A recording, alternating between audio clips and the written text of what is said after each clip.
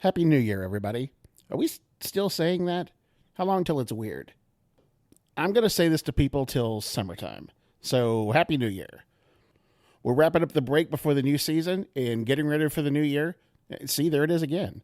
We've revisited some favorites the last couple of Fridays, and since the audience has grown, it's a good way to catch up. We've got a lot of funny notes and comments on last week's Sesame Street show, so with the Grammys coming up on February 1st, I think it's a good time to revisit that mess. All right, sit tight. My buddy Rick stops in to help us out, and he's not the only throwback. There's some real goofiness here from back in the day. Enjoy it, Free Nights and Weekends fans. New season coming soon. Let's go. You know, every once in a while, the universe reminds you that we're absolutely living in a simulation. And today's proof? What are the guys from Milli Vanilli? Yes, that Milli Vanilli is up for a Grammy. Let that sink in. The group whose entire career blew up because the tape skipped is back at the Grammys. I mean, that's full circle. That's not just full circle. That's hula hoop of destiny kind of full. All right, we beat that horse. The best part, my buddy Rick Toops, professional musician, actual grown adult who understands real singing, was at the Myriad in Oklahoma City and saw Milli Vanilli live, live, right before the whole thing crashed to earth. So today we're diving into the rise, the fall, the scandal, the comeback, whatever cosmic glitch led to Milli Vanilli being on the Grammy ballot again in 2025. I can't knock Rick too much for being at that concert. It had to be like 80% female. So if you're listening, grab your Rockies, fluff up that hair, and get ready because today, girl, you know it's true. We've officially become our own parody.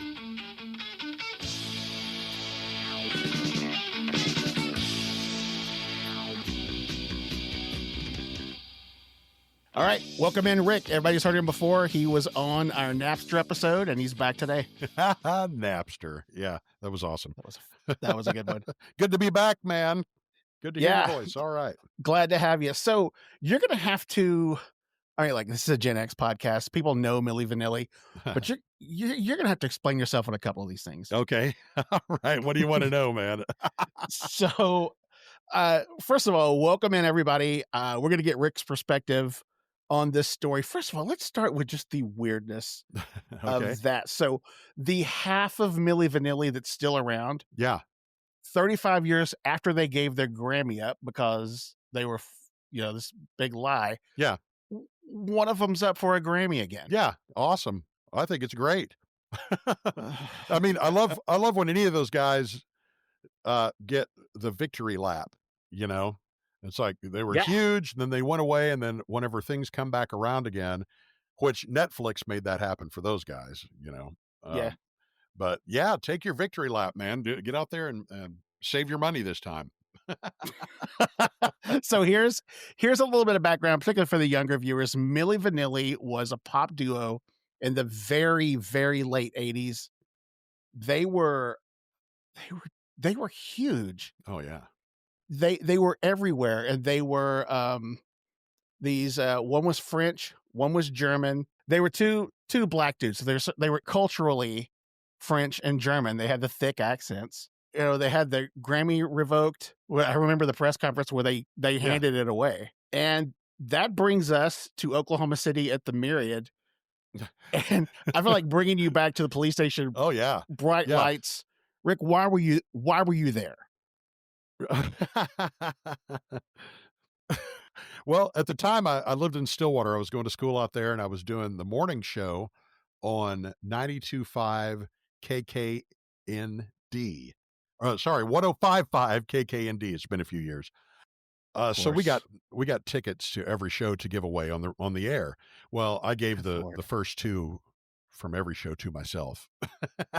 So I saw every show that year that came through the Myriad. So you name it, Nelson, all of the 80s hair bands, Firehouse, you name it. I went and saw them all. So Milli Vanilli came around, and it was like, yeah, I'm going. I'm going to see everything because it's free, I saw Firehouse with Trickster in Denver. They were a pretty good show. Oh, yeah.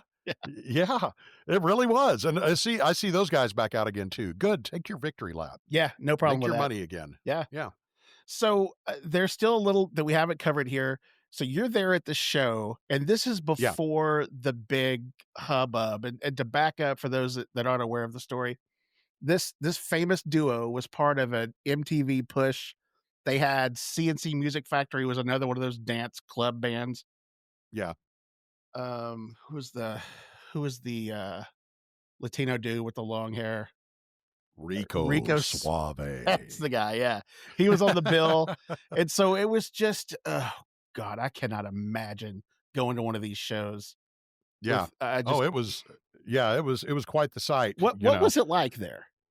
Well, mostly teenagers, with their dads and, the Yeah. but, the show really, I mean, I was not shocked when it all came out that I mean, you could tell while they Really? were While you were playing there, that, you could tell they weren't. oh, yeah, yeah, we're like, "Oh, man, they're running tracks or something," Oh, and they would run up they had, the giant stage, and they had electronic drums up on both wings, and they would run up and try to act like they were playing the drums to the track, and literally would drop the sticks and the drums would keep going. I mean, you you could guys. tell. You could tell live. But when they left the stage, their band was an actual band, and that was the best part of the show, when they left the stage and let the band do a couple of songs. That cocaine's a hell of a drug. Yeah, we could already tell that it was to tracks. Now, at the time, we did not know that they didn't actually sing it, that it was not even their Well, see, voices, that's the you thing. know? Back then, I think a lot of people who were honest about it knew that you can't be running around like mad all show and be on, have perfect pitch, and it's impossible. Right. Oh, yeah. Yeah, it is, and all the dance and the choreography. Now it's more commonplace to accept tracks. People are used to they probably most of the time don't even know which is tracked and which is live because Yeah. auto tune and all that is in now. It There reminded me of was no the mid '90s when Sosa and McGuire were hitting home runs like by the dozens, and yeah. everybody a couple of years later was just shocked and amazed that they were on steroids. And Wow. Yeah. what are you talking about? Everybody knew that. Yeah. Well, I mean, you could just look at them, Right. you know, from their rookie year to when they really started clubbing them. It's like there's no way that's natural. There's no Right. way that Yeah, that's and natural. Barry Bonds grew his 5 inches of forehead in his 40s, like, it's probably something's up here. Yeah, there's some juice involved somewhere, man. Right. So, the Oh, man. style, like, they were European, like, in the context, they weren't American, so the kids over here were it was neat to have someone, kind of another it wasn't a British invasion. It was t Yeah. I'm trying my best to make this a music story. But Right, I right. watched I watched the, documentary on Paramount Yeah. about the guy pulling the strings behind the camera. There Uh-huh. is there is a TikTok string of TikTok videos a few years ago that has an old disco tune where people are dancing to it called Rasputin. Uh-huh. Cool videos. Oh, you gotta be in shape to dance to that song. But Right. it was a big German disco act that was a dancer. None of them sang either, and it was the same dude. Oh, okay. So this So this is his yeah.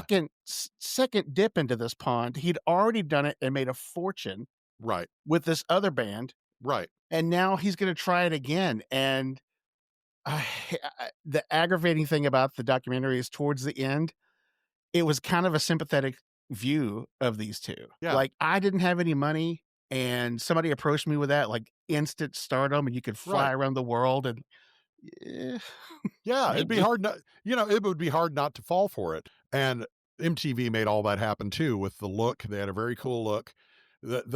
I remember the only reason it really became a big deal is whenever they won a Grammy.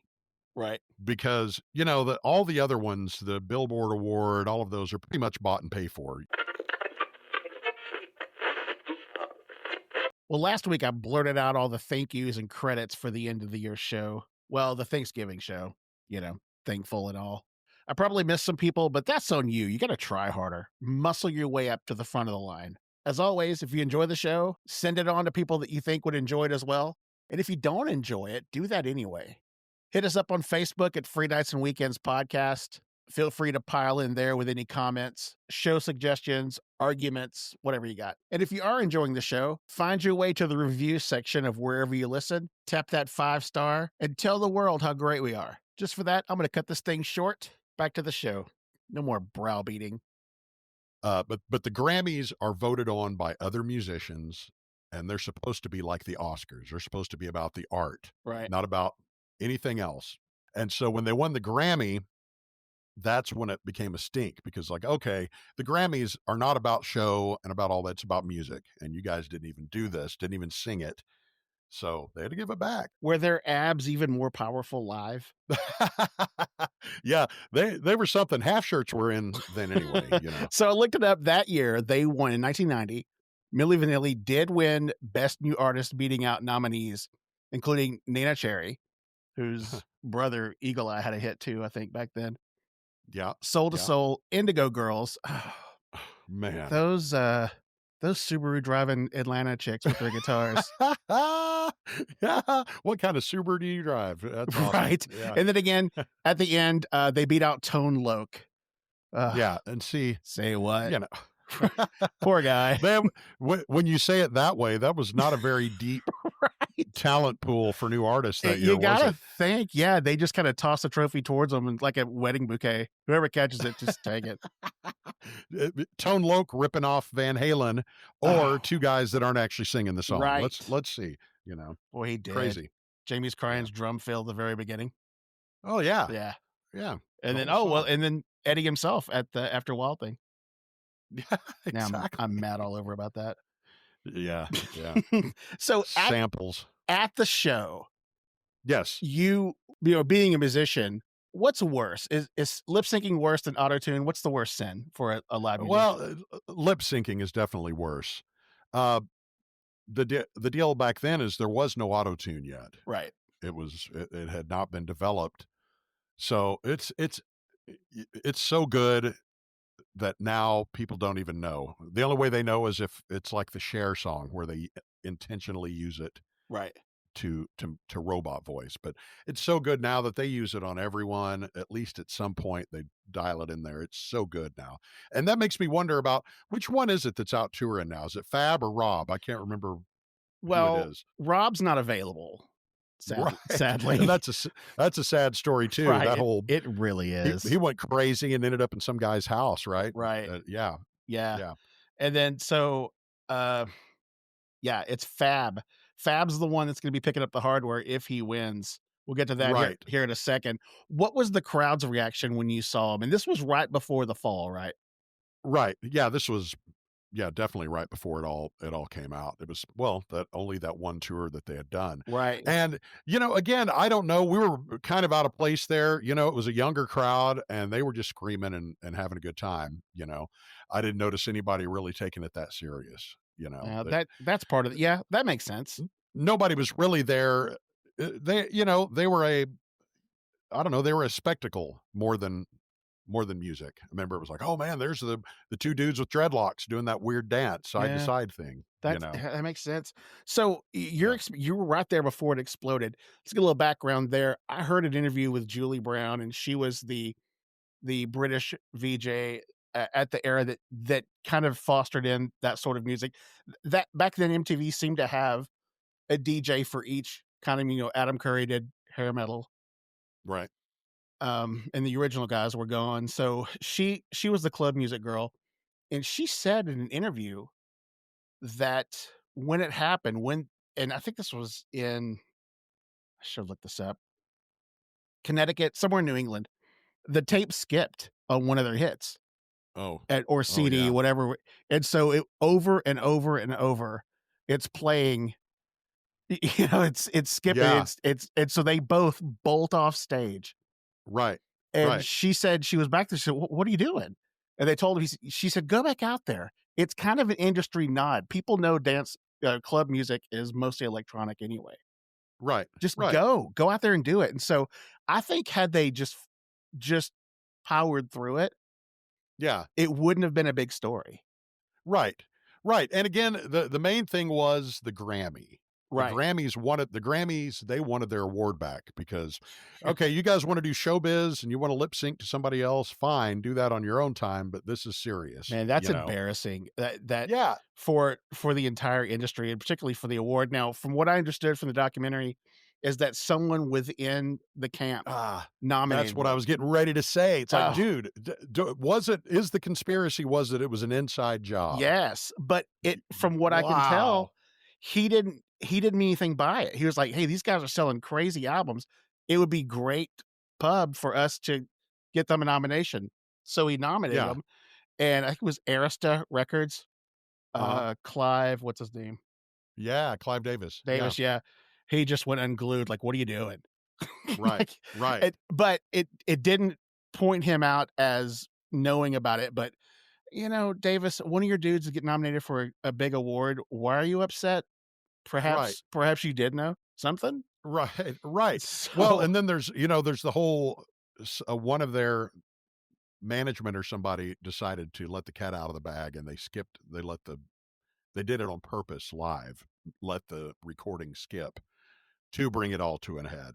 well, I've got a picture, that I dug up of the dude that actually sang on the album, and you know what? We glossed over that. They didn't sing Uh-huh. on anything. They were marionettes on the stage, Oh yeah. and they Oh yeah. had people singing on the album, and the dude looks like Bo Diddley. Exactly. Like, it's just this black Exactly. guy with a belly and a mustache and a derby and a little cigar. Right. Yeah. Eh And the MTV was just not having it. Right, no. There's no way those guys could have sold. The Absolutely times have not. changed. When we were kids, sure, because the only thing you'd see is an album cover, and a lot of album covers didn't even show the band, Right. or the singers. Yeah, But yeah, MTV but you know age, what? Even like a generation before us, if MTV called the shots, a dude like Angus Young and Roger Daltrey could never have gotten on a camera, ever. no, no, there's no Neil Young. Are you Oh my serious? god. Which he ended up being he had some good videos, but he was already established. But Tom Petty. David Crosby is not an attractive man. Right. Yeah. So I liked it better when they let ugly people make records. Hey, man, God, Motorhead had a whole Motorhead had Oh, an dude. entire catalog before MTV, so, Oh yeah. Yeah. some guys, like, some guys got through the wire, like Tony Iommi. Yeah. Yeah. Yeah. Yeah. There's some ugly dudes in music, but Mick Jagger. Mick Jagger. Yeah. Don't get me going. Ronnie Don't get me Ronnie going on Wood. them. Yeah. Run. That whole band. Yeah. Right. Yeah. They're 180 years Yeah, old. Keith So they look, Keith finally looks his age yeah. Yeah. since, like, He looks good. 1962. He looks good for 200 for the Yeah, undead. he does. Yeah. So, why it mattered at the time, I think, is important. You mentioned Nelson, that you had seen them. I remember when Nelson came out, this is how ubiquitous Milli Vanilli had become. I was in school one day, and somebody said to me, "Have you heard that band Nelson?" And I said, "Yeah, they kinda look like a photo negative of Milli Vanilli." That's true. I never thought of it And that you held way. up their pictures, it kinda did, and, like, so that Milli Yeah. Vanilli was a standard, so they were that well known. I remember that conversation. Um, Yeah. so I just I Well, the whole thing is, the Menendez brothers and all that whole deal with Milli Vanilli that brought this single back. Just such weird you times. might Anyway. need to expound on that. I don't know what you're talking about. Oh yeah, the Menendez brothers. As they were, my wife who has watched that one a couple of times. Uh, that was the song that they had playing when they murdered their parents. Milli And Vanilli? that's whenever yeah, girl, or no, not the what's the other one? Blame It on the The Rain? rain, blame it on the rain. Yeah. Or one of those. No, girl, I'm gonna miss you. That's the one. Oh, Girl, I'm gonna that's miss you. worse. And here's the deal. They had that playing at the mother's funeral. One of the Oh, sons said, "Girl, I'm gonna miss you." And that song played at the funeral, and everybody's like, "What is this?" yes. So that's really what brought a lot of the resurgence for him here lately around. And then Rob can go out and use auto tune all he wants Yeah. because it's normal now. But Well, if that's kind of the backstory of that. That's a different episode, probably. they were gonna use, nominees for best new artist, I guess that beats Funky Cole Medina. Oh man, to kill your mother too. Kill your mother to funky cold. Well, the beginning of the Van Halen thing, that'd be pretty cool. Look, I'm not going to vote against it if it comes to a vote. I'll tell you that. Oh, that went kind of dark. Yeah, sorry about that. So you mentioned autotune. Actually, I think I brought it up, but and how all that club music was just kind of everybody knew, like they're there just to party and for the cameras to show the chicks in the skirts. Like we knew what that was. So looking back, the whole fervor of it, does it seem like overblown and silly to you? It does a little bit now, because as you say that, the one that pops in my head is Bananarama, Mm-hmm. not good singers, but nobody cared. It was they were for the handsome MTV thing. They were handsome ladies. They were handsome ladies. Yeah, still are. But yeah. But yeah, looking back on it, it's like as big as they were, the story was just as big when they went out. It was just such a flash. Do you know how I found out about it? How's that? Like most Gen X kids, I got my news from David Letterman. Yeah, he was talking to Paul from his desk. He said, "Well, I think they've just been fair to both of them, Milli and Vanilli." And I thought, what's going on? And the next day, Dave I Letterman, heard, the Gen X news source. Yeah, right absolutely. There. Yeah. So that honest to God, he was my Tom Brokaw. Like, oh, all right, awesome. Well, people love to love somebody and then they turn around and love to watch them fall. So that probably had a lot to do with it too, Yeah. And, it was a scandal and it was good news. Everybody loved the whole thing. So let's talk about him now. What's old Fab up to? Well, it turns out, and this part is kind of wild. He, of course, is the surviving half of Milli Vanilli. And he was nominated for the 2026 Grammy Awards for Best Audiobook. I think it's called Audiobook Narration and Storytelling Recording. Really? Yes. And so this isn't for music. This is him reading his memoir of the story of Milli Vanilli. Now that tells me that, first of all, do you know who he's going against? No. No. Among Fab's competitors, it's an audiobook by the Dalai Lama. It's called No Pressure. Right. Meditations, the Reflections of His Holiness, the Dalai Lama. So Fab from Milli Vanilli is battling out with the Dalai Lama for a Grammy.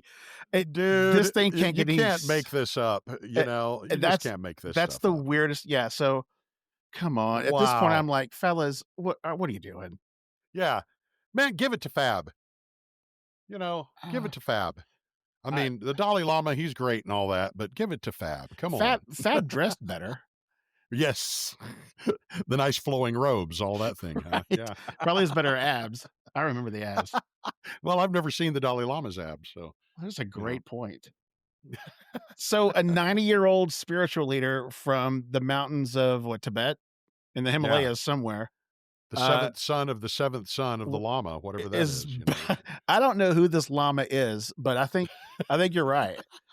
He is going head to dread with Fab. Yeah.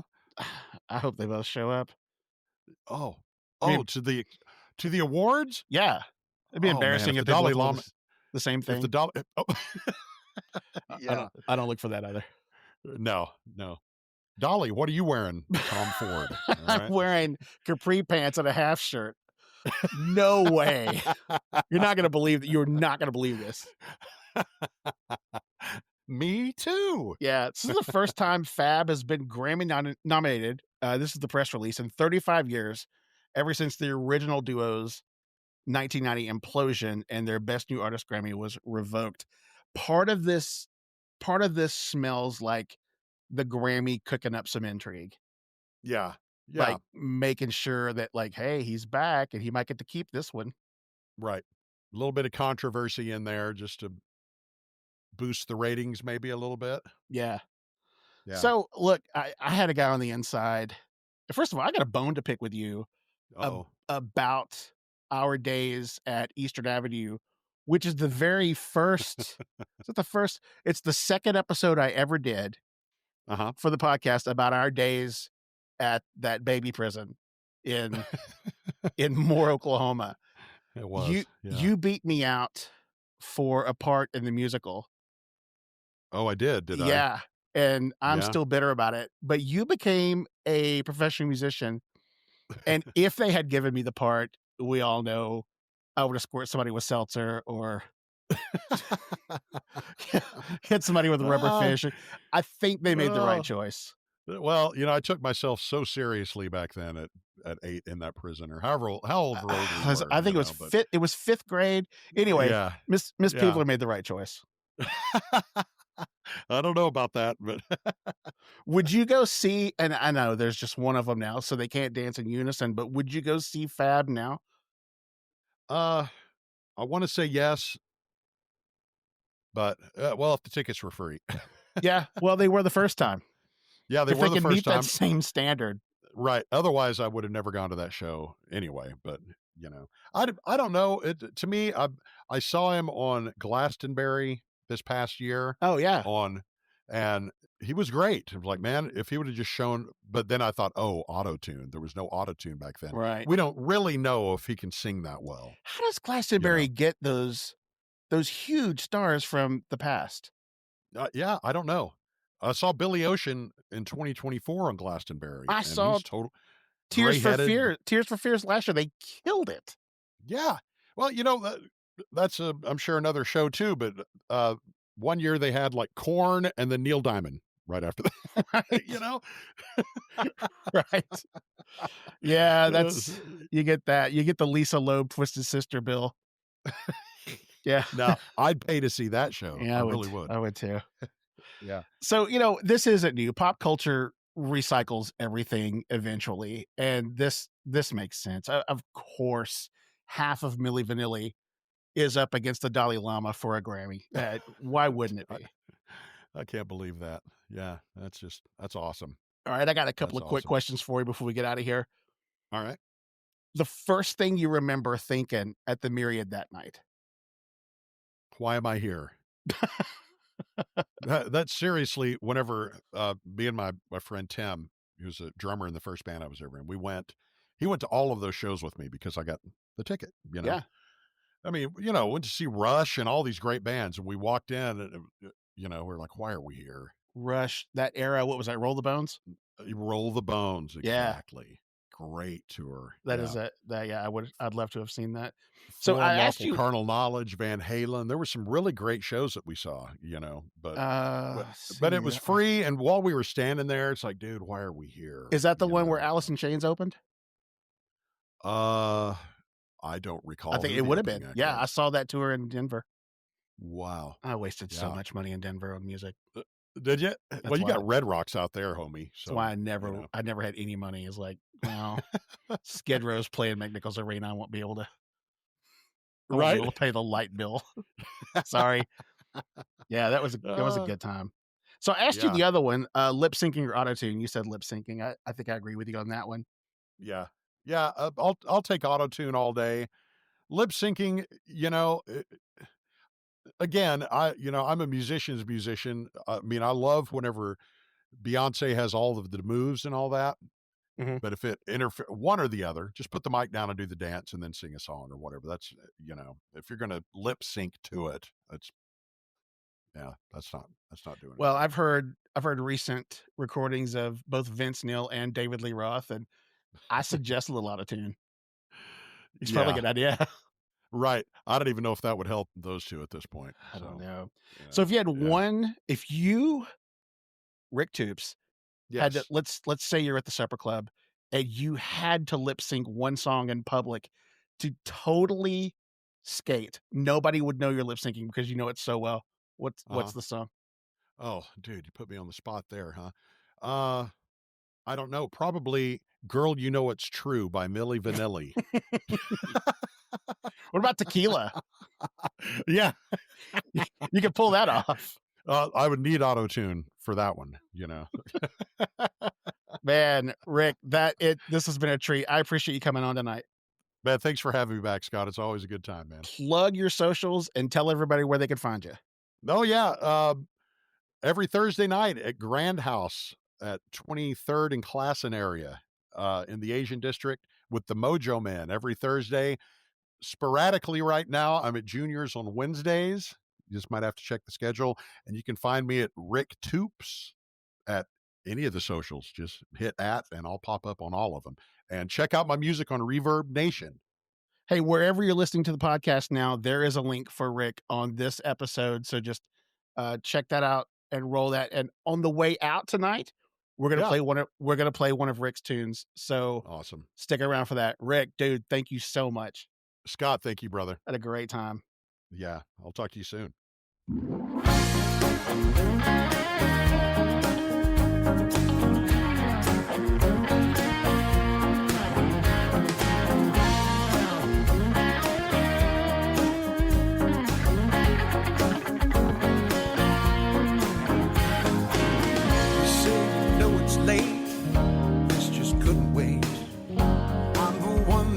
Had to find Mr. Right went wrong. This one didn't take long. You've had enough. You're leaving love behind. When things turn out the way they do, I'm the one you can come to. You say your mind is set. Girl, don't give up yet. You're gonna find the love you're looking for. Except into the face that's holding all of the love you're looking for. Maybe you never knew I felt this way about you. I kept hoping you'd find out on your own. Well, I want to make it clear that I've been standing here when all the others have left you alone. This may not be the way you thought of me. Anything you want is what I want to be. You say your mind is set. Girl, don't give up yet. You're gonna find the love you're looking for. You looked in every place except into the face that's holding all of the love you're looking for. It's right in front of you.